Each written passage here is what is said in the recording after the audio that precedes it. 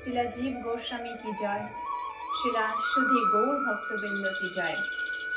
আজকে শিলা জীব গোস্বামীর শুভ তিরোভাব দিবস। তো চলুন আমরা তার জীবন চরিত্র নিয়ে কিছু আলোচনা করি। বিক্রম সম্বত 1568 সালে আপনি পশ্চিমবঙ্গের মালদা জেলার রামকেলি গ্রামে জন্মগ্রহণ করেন। আপনার পিতা বল্লভ, তিনি অনুপম নামেও পরিচিত ছিলেন। তিনি প্রথম থেকেই মহাপ্রভুকে শ্রী রামচন্দ্র রূপে ভজনা করতেন, তাই তিনি তার নিত্য লীলাতে শ্রী রামচন্দ্রের ধাম প্রাপ্ত হয়েছিলেন। ছোট থেকেই আপনার মধ্যে ভগবত অনুরাগ দেখা যেত, তাই যখন আপনার খেলার বয়স ছিল, আপনি আপনার বন্ধুদের সাথে নিয়ে কোনো ভৌতিক খেলা না খেলে ভগবত সম্বন্ধিত খেলা খেলতেন।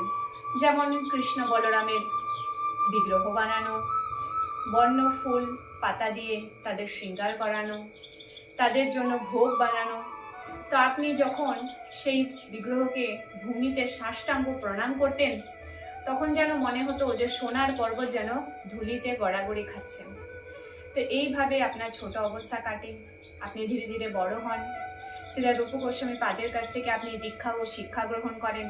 শিলা রূপ গোস্বামী ছিলেন আপনার কাকা, এবং শিলা রূপ গোস্বামীর কাছ থেকে আপনি শ্রী শ্রী রাধা দামোদরের সেবা প্রাপ্ত হন। তো এইভাবে আপনি তার কাছ থেকে শিক্ষা গ্রহণ করেন এবং আপনার মধ্যেও পুরো শাস্ত্রীয় জ্ঞানে বুদ্ধিতে পরিপূর্ণ ছিল। তো এক সময় সম্রাট আকবর, তার খুব জানার ইচ্ছা ছিল যে গঙ্গাজি শ্রেষ্ঠ না যমুনাজি শ্রেষ্ঠ।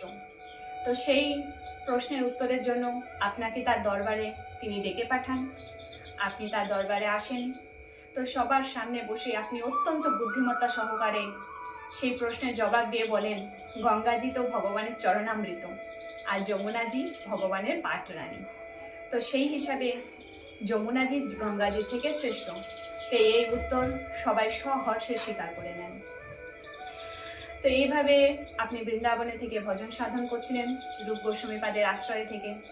তো যখন শিলা সনাতন গোস্বামী রূপ গোস্বামী পাদের অপ্রকট হয়, তো সেই সময় সমস্ত গৌড়ীয় বৈষ্ণব সম্প্রদায় আপনাকে উৎকল গৌড় মথুরা মণ্ডলের শ্রেষ্ঠ বৈষ্ণব আচার্য পদে নিযুক্ত করেন। আপনার প্রাকট্যকালেই শিলা কৃষ্ণদাস কবিরাজ গোস্বামী শ্রী চৈতন্য চরিতামৃত রচনা করেন। শ্রী চৈতন্য চরিতামৃত রচনা করার পর গৌড় থেকে শ্রীনিবাস, নরোত্তম এবং দুঃখী কৃষ্ণদাস বৃন্দাবনে আসেন। তো তাদের মধ্যে আপনি প্রচারকের ভূমিকা দেখে আপনি